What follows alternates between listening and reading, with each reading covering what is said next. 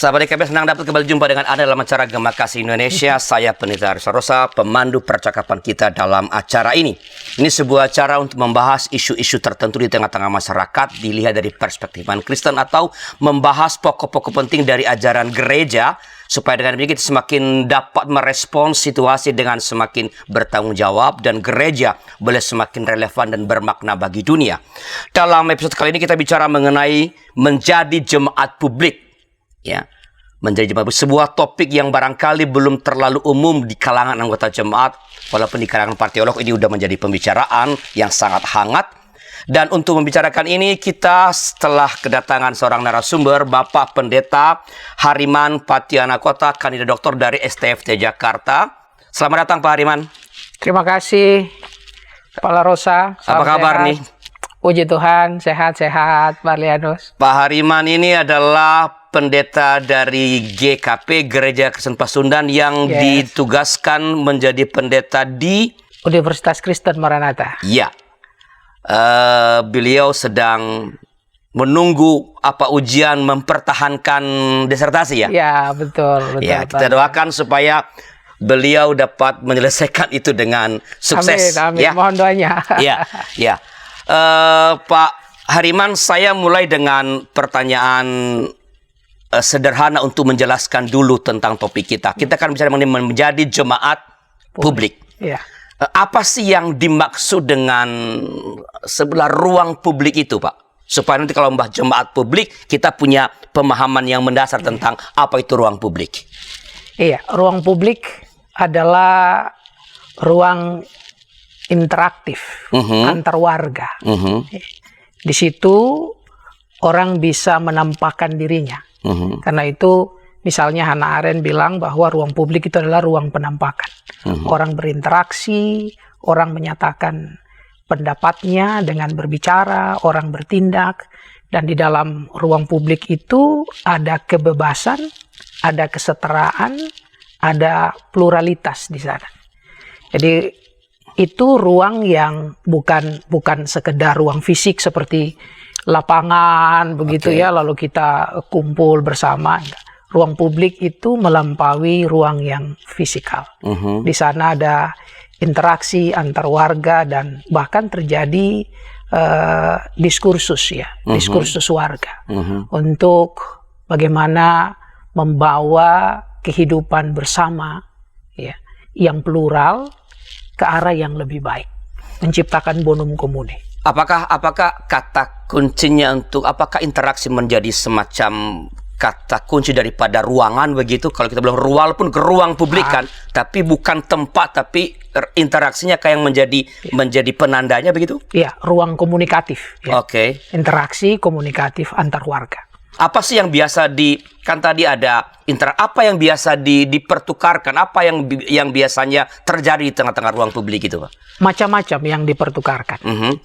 Tapi intinya yang dipertukarkan di sana adalah gagasan untuk bagaimana kita menciptakan kehidupan bersama yang lebih baik.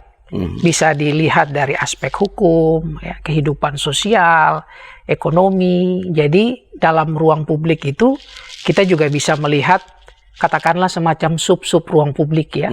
Ada ruang publik keagamaan seperti agama-agama, ada ruang publik politik ya, ada ruang publik ekonomi dan seterusnya. Tapi itu adalah ruang diskursif antar warga. Komunikasi yang terbangun antar warga untuk menciptakan bonum comune. Oke. Apa tuh bonum comune, Pak? Kebaikan bersama ya, kebaikan bersama ya. Antar masyarakat, warga itu sendiri. Jadi pertukaran gagasan untuk melahirkan gagasan yang semakin baik bagi kebaikan bersama begitu. Betul. Oke. Jadi supaya lebih jelas, sekarang ini kan juga di kalangan sekolah-sekolah teologi ada term tentang teologi publik. Ya. Itu apa maksudnya juga itu, Pak? Jadi teologi publik itu adalah wacana teologis. Ya, yang dibangun dari kehidupan keimanan ya gereja atau agama-agama ya, dalam rangka gereja atau agama-agama itu menyatakan tanggung jawab publiknya untuk menciptakan bonum commune tadi. Oke. Jadi karena misalnya lembaga agama seperti gereja, dia itu selalu ada bersama dengan yang lain dalam ruang publik, dan dia punya tanggung jawab publik. Dan tanggung jawab publik itu tidak sekedar lahir karena fakta sosiologis dia ada bersama dengan yang lain, tapi panggilan publik itu justru adalah panggilan imannya, panggilan teologisnya. Ya. Dia sebagai misalnya gereja itu adalah persekutuan yang dihadirkan Allah di tengah-tengah ruang publik dengan tugas untuk menunaikan misi Allah. Ya. Nah karena itu menciptakan bonum commune adalah panggilan teologis dari gereja itu sendiri. Nah kan tadi Pak Hariman mengatakan bahwa ruang publik adalah ruang atau tempat di mana, bukan tempat lah, ruang di mana terjadi interaksi, pertukaran, terutama pertukaran gagasan yang masing-masing orang berangkat dari pendiriannya masing-masing kan. Kalau misalnya ngomong agama, ya agama Kristen ada pendiriannya, agama Islam punya pendiriannya, atau kalau bicara mengenai ideologi, ada orang yang punya berbagai macam ideologi, masing-masing berangkat dari situ. Apa yang mempengaruhi pendirian gereja dalam memperlakukan atau dalam berinteraksi dalam ruang publik itu, Pak? Jadi yang pertama yang mendorong gereja untuk betul-betul terlibat dalam ruang publik atau menjadikan ruang publik sebagai konteks hidup bergereja, yang pertama itu adalah keyakinan iman dari gereja itu sendiri. Gereja percaya kepada Allah Trinitas. Allah Trinitas itu Allah persekutuan. Relasi pribadi antar pribadi itu kan menciptakan satu ruang, ya, ruang publik ilahi katakanlah. Mungkin sebelum Allah persekutuan ini apa sih, coba dijelaskan apa sih yang dimaksud Allah persekutuan itu, Pak? Kekristenan itu percaya kepada Allah Trinitas, ya, satu Allah, tapi yang menyatakan diri dalam 3 pribadi ilahi, Bapa, Anak, dan Roh Kudus. Nah, ketiga pribadi Allah ini selalu ada bersama, ya, ada bersama, terhubung dalam relasi yang begitu intim, saling memasuki, saling memberi ruang satu dengan yang lain, sehingga kita hanya mungkin memahami Allah itu dalam ketigaannya, dalam relasi persekutuannya. Memisahkannya akan kehilangan pemahaman yang sebenarnya. Betul. Gitu. Sehingga ya inilah monoteisme yang unik dari keyakinan iman Kristen, ya.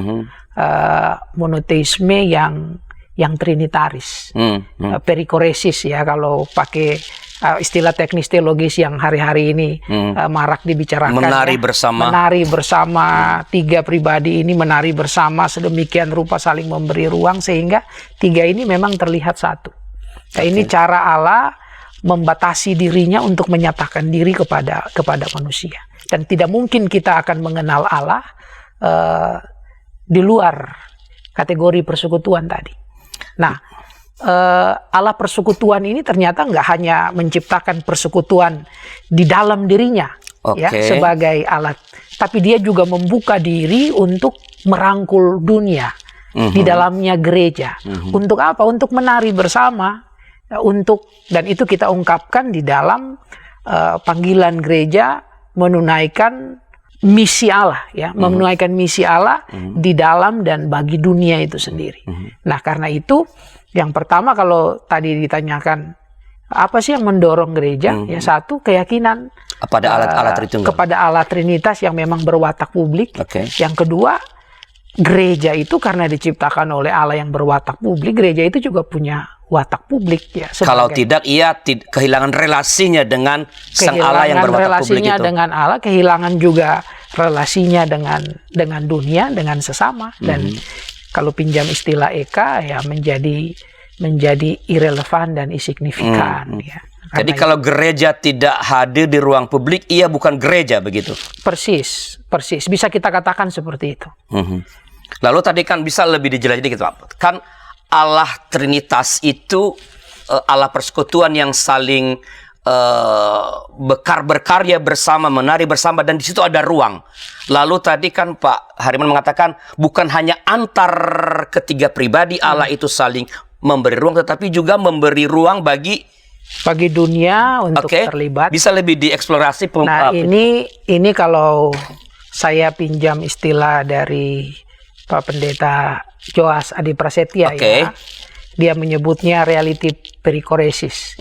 Allah yang terbuka untuk merangkul dunia, melibatkan manusia, melibatkan gereja dalam karya ilahi, ya, dalam missio Dei, untuk membuat dunia ini menjadi lebih baik sesuai dengan rancangan Allah, ya, sebelumnya. Ya. Jadi Allah yang terbuka untuk merangkul dunia, merangkul gereja, terlibat dalam karya missio Dei, dalam karya misi Allah itu membuat gereja tidak mungkin memalingkan mukanya dari dunia. Gereja harus tetap mengarahkan wajahnya kepada Allah, sekaligus mengarahkan tatapannya itu kepada dunia, kepada sesama, ya, kepada persoalan-persoalan sosial, politik, ekonomi yang terjadi di tengah-tengah dunia, supaya di situ gereja bisa terlibat, menerjemahkan misi Allah, menghadirkan shalom itu secara nyata, secara konkret dalam relasi-relasi sosial sehari-hari. Jadi justru berarti cara pandang atau keyakinan gereja pada Allah yang Trinitarian itulah yang membuat gereja mau tidak mau hadir di ruang publik. Di ruang publik. Jadi tanggung jawab gereja di dalam dan bagi ruang publik, ya, dalam kebersamaan dengan yang lain, bukan sekedar didorong oleh fakta sosiologis bahwa kita itu ada di sana bersama dengan orang lain, tapi ini juga secara lebih mendalam digerakkan oleh keyakinan gereja akan Allah Trinitas itu sendiri dan hakikat gereja. Bukan apa boleh buat, ya, karena kita ada di sini, ya gimana lagi, bukan karena itu. Enggak sekedar itu, enggak sekedar itu. Tapi justru ini datang dari keyakinan teologis. Merelasikan itu dengan kehidupan private-nya gereja? Justru privasinya gereja itu ada dalam wataknya yang publik, gitu ya. Jadi itu privilege-nya dia sebenarnya. Iya. Kalau dia kehilangan yang publik, dia kehilangan privilege-nya dan dia juga kehilangan partikularitasnya, ya, sebagai gereja. Karena itu gereja itu kan selalu ada bersama dan untuk yang lain. Jadi bukan gereja sebuah lingkaran lalu ia masuk dalam lingkaran besar ruang publik, tapi ruang publik adalah pelebaran dari ruang private-nya gereja itu. Karena gereja itu seperti yang tadi saya katakan, justru privilege-nya gereja itu karena dia dihadirkan Allah dalam ruang publik yang lebih luas untuk menunaikan missio Dei. Kalau dia dan ini membuat dia nggak boleh melihat dirinya secara eksklusif, secara superior, bahwa kami ini lebih dari yang lain, enggak, ya. Justru ini membuat gereja jadi lebih rendah hati, ya, bahwa dia ini adalah alat kecil dalam tangan Tuhan untuk menciptakan kebaikan sebagai perwujudan dari missio Dei. Jadi dia dilibatkan oleh Allah. Komunitas gerejawi itu bukanlah kumpulan orang-orang di dalam tembok gereja itu, tetapi komunitas gerejawi adalah ya ruang publik itu sendiri, begitu? Dia, iya, dengan imannya yang partikular kepada Allah, ya, dia diajak untuk sekaligus melihat Allah dan melihat dunia ini sebagai medan karyanya. Ya, jadi di situ dia nggak boleh berwatak eksklusif lagi, terkungkung di balik tembok-tembok. Enggak. Dia justru melihat yang lain ini sebagai sesama ya, untuk membangun koinonia yang lebih luas ya. Koinonia yang lebih luas. Jadi bukan koinonia yang eksklusif begitu ya. Oke. Menarik Pak Hariman, tapi kita berhenti dulu sejenak untuk beberapa informasi berikut ini.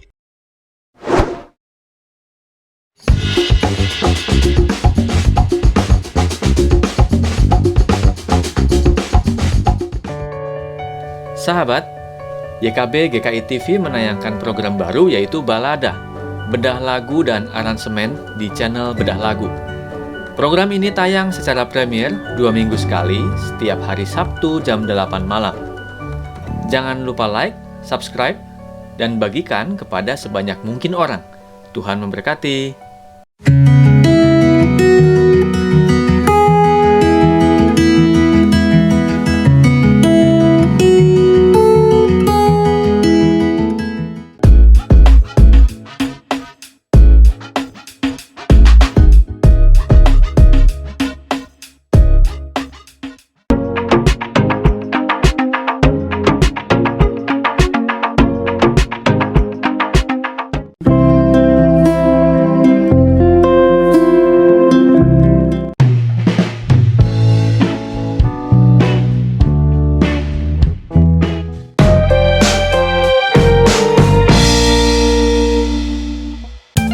Sahabat, mari dukung pelayanan dan pekabaran Injil melalui YKB dengan membagikan link acara ini kepada sebanyak mungkin orang. Dukungan juga dapat saudara lakukan dengan mentransfer dukungan finansial ke rekening BCA ke nomor 450 305 2990 450 305 2990 atas nama Yayasan Komunikasi Bersama.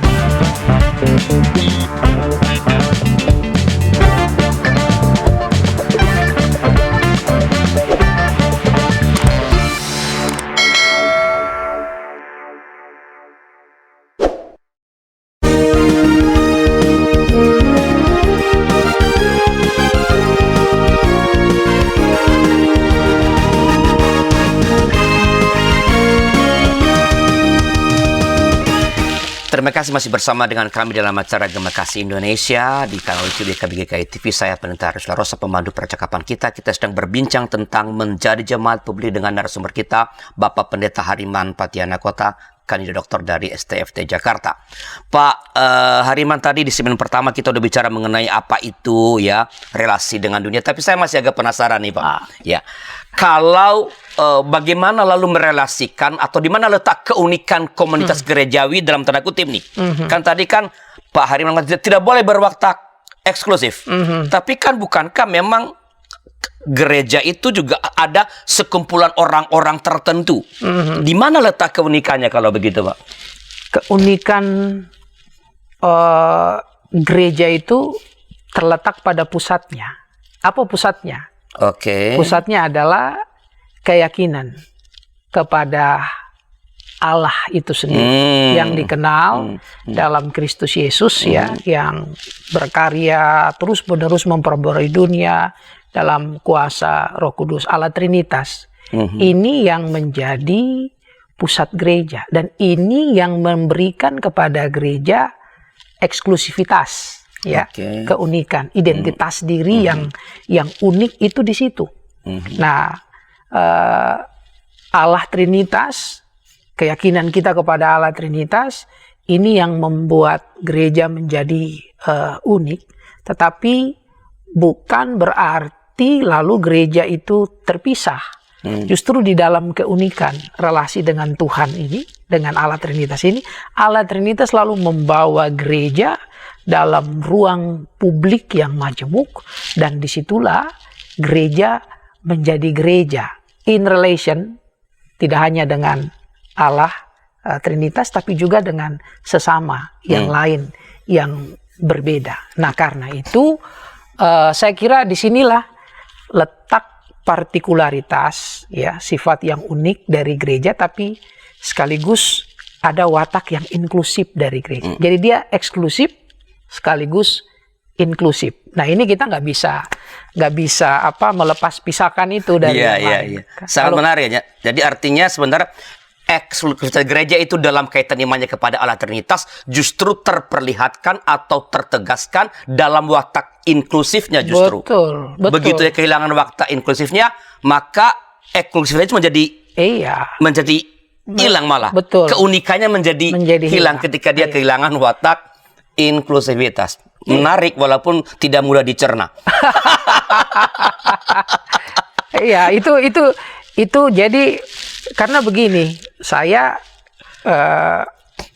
yang keriting, yang hitam itu kan hanya akan tahu saya keriting, saya hitam dalam kaitan dengan dalam kaitan relasi dengan ya. Iya, yang coklat, yang kuning, yang kulit berwarna, yang rambut lurus dan seterusnya kan. Tanpa yang lain nggak mungkin saya mendefinisikan siapa dirinya. Oke. Saya berharap ini sudah cukup clear kepada para sahabat YKB mengenai mengapa harus menuju jemaat publik, apa dasarnya tadi kan. Nah sekarang kalau itu kita harus menjadi jemaat publik seperti itu, bagaimana semestinya gereja memanfaatkan dan memperlakukan ruang publik itu, Pak? Jadi ruang publik itu harus dihayati sebagai ruang misi dari gereja. Misi di sini bukan kristenisasi tentu saja, ya.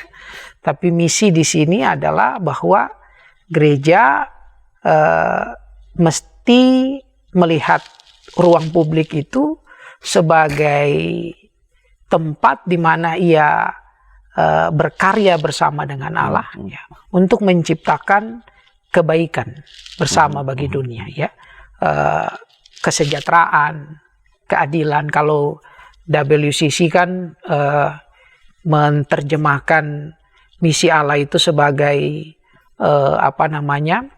upaya gereja ya dalam kasih karunia Allah untuk memperjuangkan justice, peace, and integrity of creation kan ya. Jadi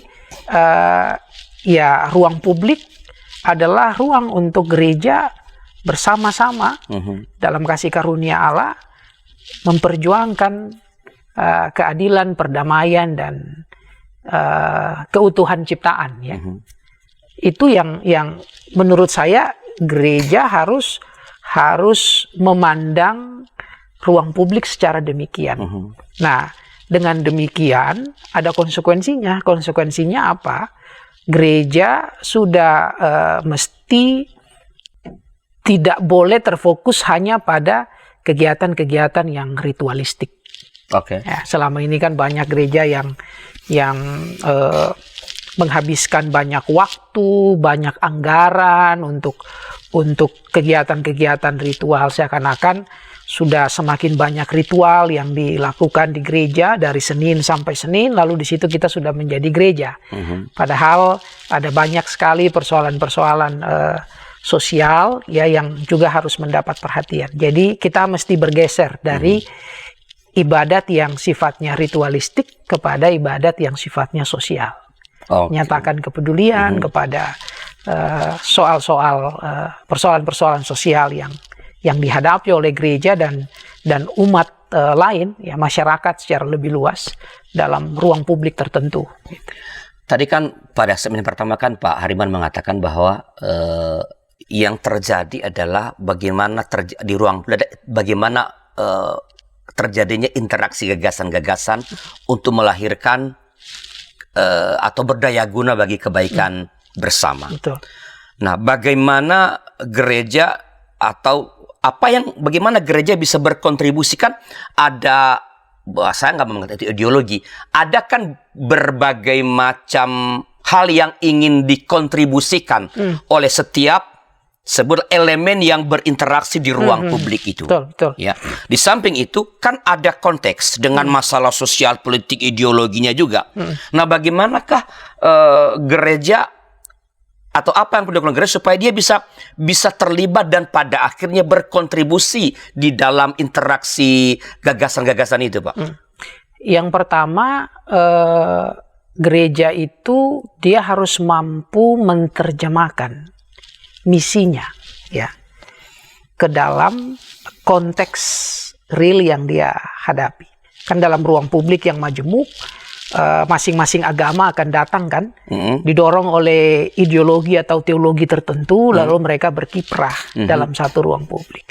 Nah, supaya misi atau gagasan misional itu bisa dipahami, bisa dimengerti, dan juga bisa diterima secara luas, maka perlu upaya untuk menerjemahkan misi itu ke dalam gagasan yang bisa dipahami, bisa dimengerti, lalu akhirnya bisa diterima secara luas.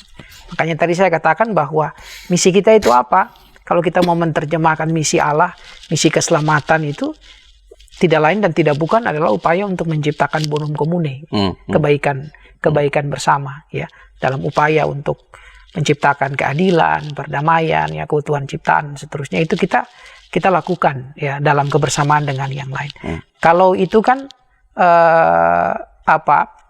ini akan bisa diterima juga oleh orang lain, ya, yang Karena bagi kebaikan bersama. Kebaikan bersama. Begitu juga saya kira panggilan publik dari agama-agama yang lain dalam konteks keindonesiaan misalnya yang sangat majemuk, kita ditantang untuk menerjemahkan panggilan misi dari agama kita masing-masing itu ke dalam satu gagasan yang memang bisa diterima secara luas.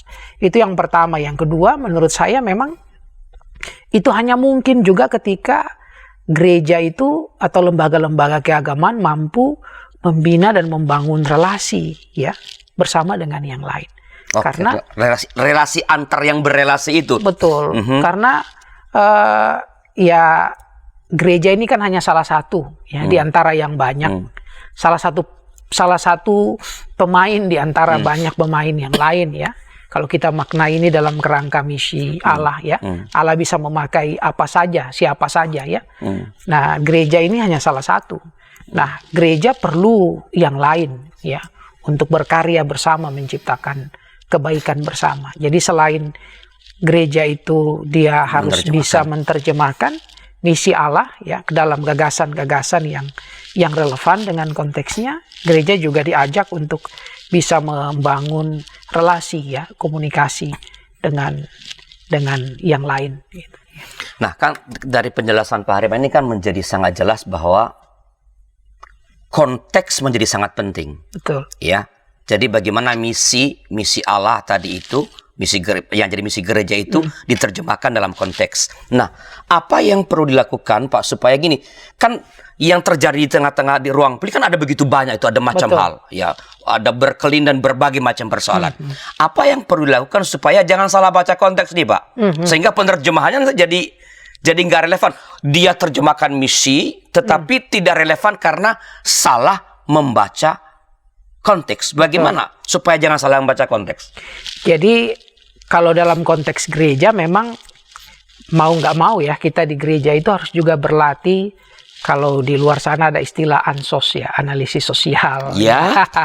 Jadi kita juga mesti dilengkapi dengan kecakapan yang demikian, ya. Bagaimana kita membaca dan menganalisis realitas sosial, politik, ya. Kita harus punya kecakapan itu, sehingga kita tahu, ya, medannya ini seperti apa, persoalannya ini seperti apa, dan bagaimana kita menerjemahkan misi Allah itu secara tepat dalam konteks yang demikian. Dan saya kira gereja-gereja perlu dibekali dengan kecakapan demikian, ya, analisis sosial, politik, dan seterusnya. Jadi dia harus dibekali dengan kepandaian untuk membaca konteksnya, membaca dan menganalisis konteksnya. Ya. Jadi untuk dapat membaca konteks dengan baik, mau nggak mau ilmu sosial itu mesti dipergunakan. Harus. Jadi pisaunya. Betul. Sehingga gereja juga, ya, kita bikin bikin persekutuan, doa itu penting sih. Tapi ya kita juga harus berlatih untuk diberikan kecakapan yang tadi, ya. Berarti itu mengandaikan bahwa gereja, dalam arti orang-orang yang tadi berusaha untuk merumuskan misi Allah itu dalam konteks itu diasumsikan memahami ilmu sosial.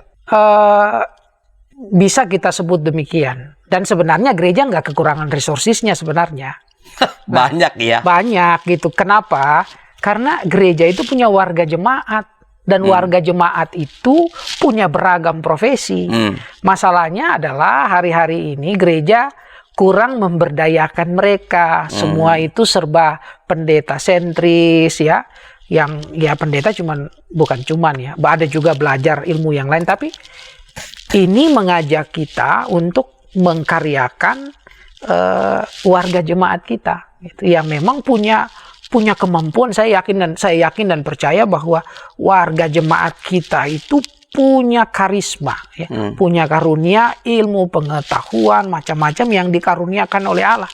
Sekarang tinggal bagaimana gereja memberdayakan warga jemaat ini, karena mereka ini sebenarnya ujung tombak publik. Ujung tombak gereja di ruang publik itu siapa? Warga jemaat. Nah, karena itu ketika kita berpikir tentang jemaat publik, kita juga harus berani meninggalkan semacam mentalitas yang terbangun di gereja ini, yang semuanya serba terpusat kepada pendeta atau kepada penatua gitu ya, lalu kurang melihat potensi warga jemaat ini gitu. Nah, jemaat publik ini juga kita nggak boleh membayangkan itu hanya pada diri pendeta atau penatua ya. Secara institusional jemaat itu enggak. Justru kita harus lihat bahwa kekuatan jemaat publik itu di warganya. Oke, jadi kalau nanti yang merupakan pertanyaan berikut nih Pak, kalau nanti ternyata gereja-gereja kita ini belum menjadi jemaat publik, berarti dosanya sebenarnya ada di orang-orang seperti Anda dan saya ini. Para pendeta yang mungkin bukan hanya tidak belajar ilmu, tapi tidak memanfaatkan itu mentalitas, memanfaatkan potensi yang ada di tengah-tengah jemaat. Karena tadi Pak Herman sebenarnya tidak kekurangan orang-orang yang bisa menolong kita membaca konteks. Tapi orang-orang seperti Anda dan saya itu terlalu sok tahu kadang-kadang. Apakah bagaimana ternyata gereja memanfaatkan atau memperlakukan ruang publik sekarang ini dalam pengamatan Pak Hariman setelah informasi berikut ini? Halo sahabat YKB, kami mengucapkan terima kasih Anda sudah menjadi mitra pekabaran Injil di channel YKB GKI TV. Untuk mempermudah Anda berlangganan dan menyaksikan program Ngulik Alkitab, maka pada bulan Oktober 2021 ini kami akan membuat channel Bible Study. Channel ini nantinya khusus diisi program pengajaran dan pendalaman Alkitab. Channel Bible Study bisa Anda cari pada kolom channel YKB GKI TV.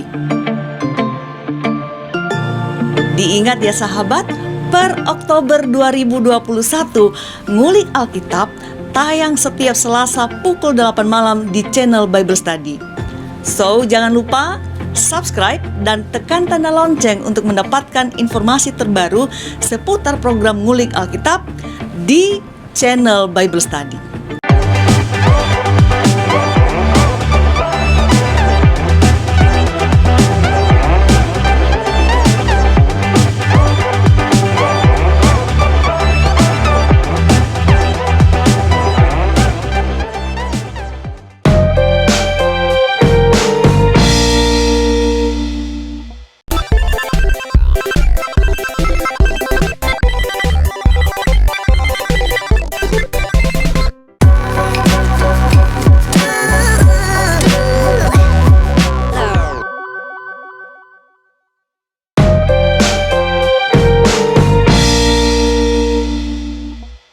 Sahabat, mari dukung pelayanan dan pekabaran Injil melalui YKB dengan membagikan link acara ini kepada sebanyak mungkin orang.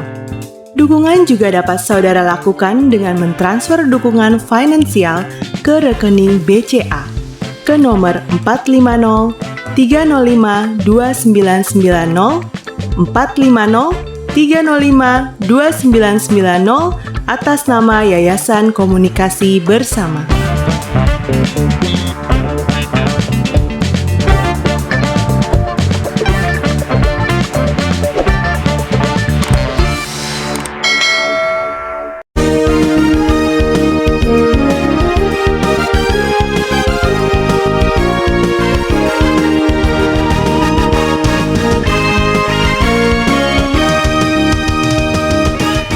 Terima kasih masih bersama kami dalam acara Gema Kasih Indonesia. Kita sedang membicarakan menjadi jemaat publik bersama dengan narasumber kita Bapak Pendeta Hariman Peltiana Kota, kandidat doktor dari STFT Jakarta. Ini segmen yang terakhir, tapi para sahabat masih bisa memberikan komentar atau pertanyaan, menuliskan di chat room yang tersedia atau di kolom komentar, dan Pak Pendeta Hariman tentu dengan senang hati akan merespons komentar atau pertanyaan Anda. Pak Hariman, ini segmen yang terakhir kita nih Pak. Oke. Yes, tadi kan di ujung segmen kedua tadi saya mengatakan, ya Anda kayaknya berdosa juga kalau. Nah, saya mau tanya sekarang nih, kan tadi begini semestinya, ini dasarnya udah sangat kuat. Supaya bisa begitu perlu memahami konteks dengan baik dan sebagainya. Perlu begini begitu gereja. Nah, bagaimana menurut Pak Hariman ini senyatanya gereja-gereja kita memanfaatkan atau memperlakukan ruang publik? Apakah sudah sesuai dengan yang digerakkan oleh apa tadi keunikannya itu imannya kepada Allah Trinitas, atau sebenarnya gereja walaupun mengatakan beriman kepada Allah Trinitas tapi itu tidak menjiwai kehadiran dalam dunia? Kalau saya lihat secara garis besar ya, gereja-gereja kita di Indonesia ini masih terkungkung dalam 3 dosa besar. Oke. Satu itu ritualisme. Ritualisme, Ya. oke. Yang kedua itu klerikalisme. Oh, kita nih ya. Lalu yang ketiga birokratisme atau sinodalisme. Oke. Nah, jadi yang pertama ritualisme. Gereja-gereja kita ini masih terlalu sibuk dengan ritual seremonial ya. Ibadat, ritual yang diperbanyak. Selain ibadat minggu, ada ibadat kategorial macam-macam lagi ya. Belum lagi ibadat di sektor-sektor, di gereja-gereja tertentu. Jadi dari hari Minggu sampai ketemu hari Minggu itu tidak ada hari tanpa ibadah ritual. Dan kita mendapat kesan bahwa yang disebut gereja itu kalau dia sudah memperbanyak ritualnya.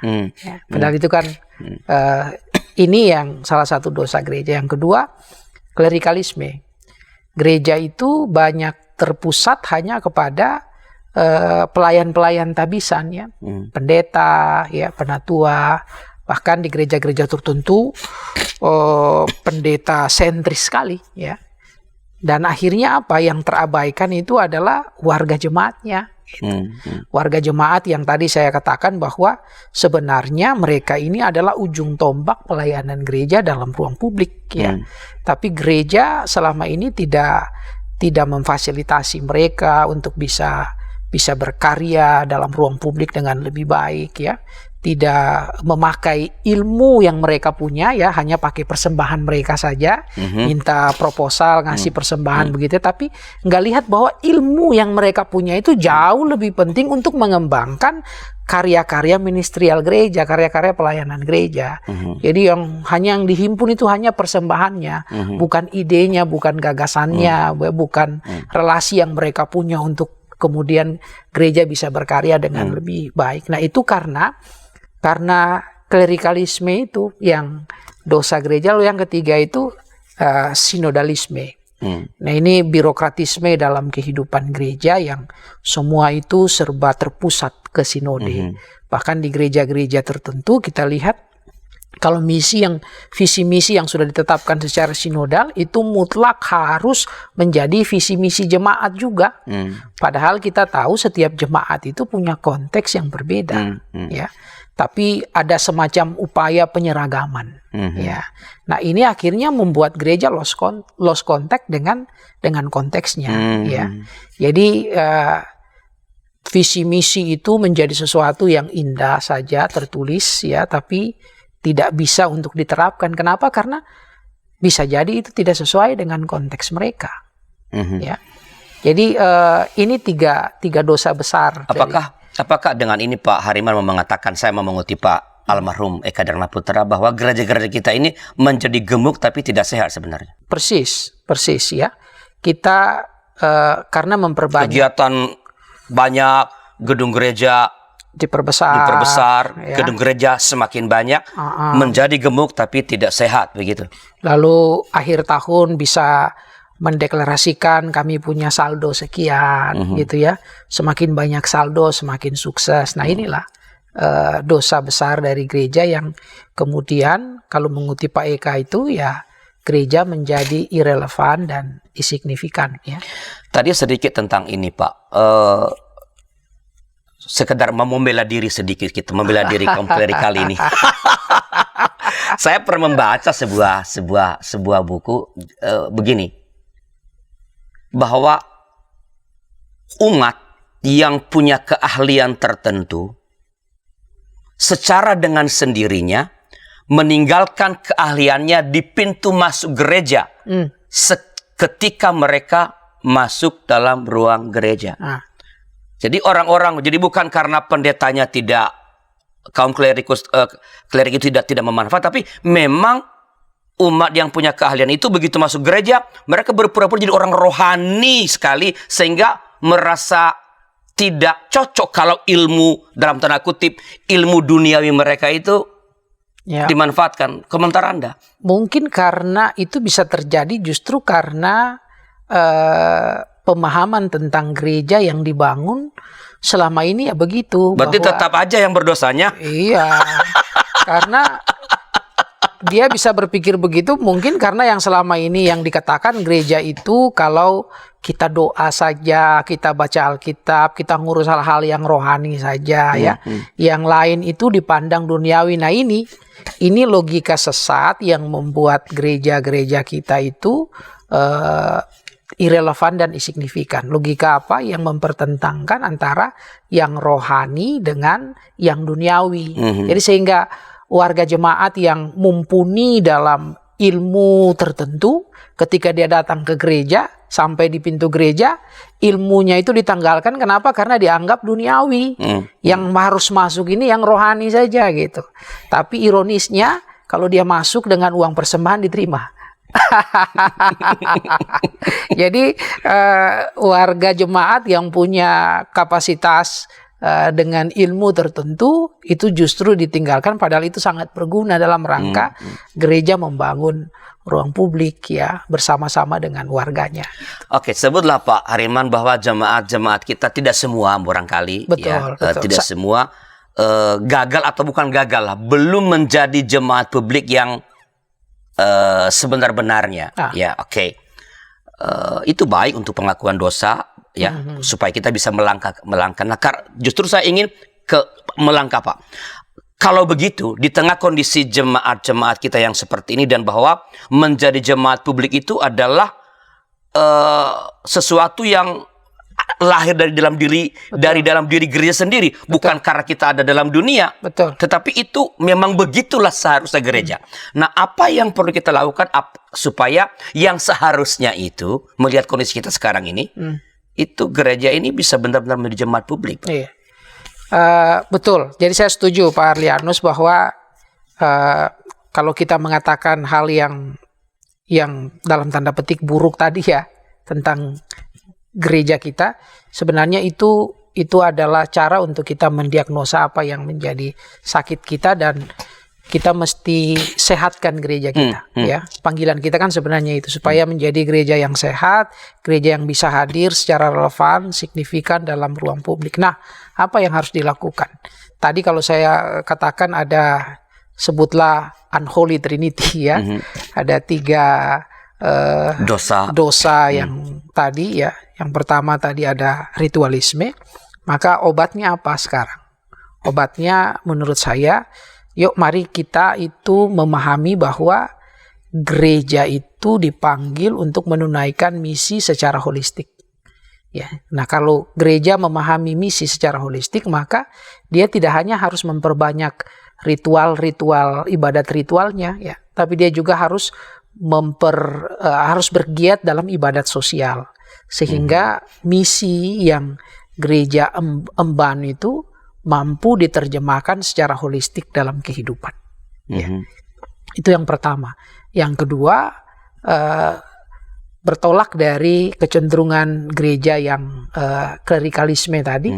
Sekarang gereja harus menjadi gereja yang karismatik, bukan denominasi tertentu ya, tapi mungkin soal membedakan yang karismatis. Ya, yang karismatis dalam pengertian gereja itu bertumpu pada karisma karunia ya, Oke. anggota-anggotanya ya yang diberikan oleh Allah, dan kita tahu bahwa setiap orang yang mendapatkan karunia itu selalu untuk pembangunan jemaat ya, untuk menunaikan tugas misi yang dipercayakan oleh Allah. Jadi gereja harus menggeser dari wataknya yang klerikalistik itu menjadi gereja yang karismatik. Lalu yang ketiga, menurut saya kecenderungan gereja yang sinodalistik, yang birokratis itu sekarang kita harus ganti ya menjadi gereja yang wataknya itu kolaboratif ya, harus menjadi kolaboratif. Tidak ada pusat-pusat tertentu di gereja, semua harus diberdayakan dan semua harus berjalan bersama, berkolaborasi ya. Yang tahbisan dengan non tahbisan ya, jemaat A dengan jemaat B dalam lingkup klasis, antar klasis, bahkan antar sinode gereja ya. Spirit kolaborasi ini bahkan bukan hanya antar gereja, antar agama ya, antar agama dalam konteks publik yang majemuk ya. Jadi kita harus menjadi gereja yang punya watak kolaboratif ya menurut saya. Jadi itu hal yang mesti kita kerjakan ke depan ya, menggeser wataknya yang sangat ibadat ritual itu kepada ibadat ya, ibadat sosial ya. Lalu dari klerikalisme menjadi karismatis ya, bertumpu pada karunia anggota-anggotanya. Lalu juga kemudian sentrisme ya, dalam sinodalisme itu kita ya harus mengembangkan watak kolaboratif ya. Tidak ada sinode itu kan nggak lebih tinggi kan, saya kira di GKI kan begitu ya, sama dengan di GKP bahwa sinode tidak lebih tinggi dari klasis dan sinode tidak lebih tinggi dari jemaat, bukan atasan. Cuman dari situ saya justru melihat semakin agak menyeramkan menurut saya, Pak Hariman. Dari yang terakhir ini, paling tidak saya melihat ada dua hal yang sangat besar yang perlu dikerjakan gereja. Tadi sudah ada satu tentang mengenali konteks. Itu kan pekerjaan besar. Yang kedua adalah tadi Bapak mengatakan soal karunia. Berarti kerja besar gereja mengenali dengan baik karunia anggotanya. Itu juga karena database itu big problem di gereja-gereja kita. Masih sangat sedikit yang, jangan ngomong big data. Ini ngomong data base anggota jemaat itu sangat lemah. Ketiga tadi soal berkolaborasi. Saya malah khawatir bukan kolaborasi, Pak. Walaupun ini zamannya jadi zaman kolaborasi kan, bukan lagi persaingan. Tapi persaingan gagasan teologis di ruang publik kan, bukankah terlihat semakin gencar dan keras karena dengan dunia digital ini? Komentar Bapak pendek saja. Kontestasi gagasan itu sebenarnya tinggal kita lihat apakah kontestasi itu sesuatu yang menyehatkan atau sesuatu yang mau memperkaya. Kalau beda pendapat, beda pandangan, saya pikir itu sesuatu yang harusnya memperkaya. Tinggal kita melihat dan mendudukan perbedaan-perbedaan itu untuk mencapai konsensus ya, kesepakatan bersama untuk kita sama-sama menunaikan misi. Dan saya sih optimis dengan itu. Nah karena itu saya sih mengajak supaya perbedaan pandangan teologis itu jangan dilihat sebagai ancaman, tapi mari kita percakapkan. Nah ini justru itu hakikat dari ruang publik. Bahkan itu ketika perbedaannya sangat diametral begitu ya, karena ruang publik itu adalah ruang diskursif. Dan gereja menjadi gereja publik atau jemaat publik itu dia juga harus punya watak diskursif. Berarti dia harus bersiap untuk berdialog. Dia harus siap untuk bercakap. Ya. Lalu kalau soal kolaborasi dengan yang lain, itu menurut saya sudah sesuatu yang kita harus lakukan, karena kita nggak itu bukan pilihan ya. Itu bukan pilihan, kita nggak bisa sendiri. Kita harus selalu berjalan bersama dengan yang lain. Dan itulah mitra misi yang Allah berikan bagi gereja. Dan menurut hemat saya, kalau tadi soal database, nah ini saya tetap optimis. Gereja itu punya resources yang mumpuni, anggota jemaatnya yang nggak usah mahasiswa di Maranatha itu juga udah banyak yang bisa bikin database dan segala. Cuman pertanyaannya, apakah anak-anak itu selama ini dipanggil oleh gereja? Gitu.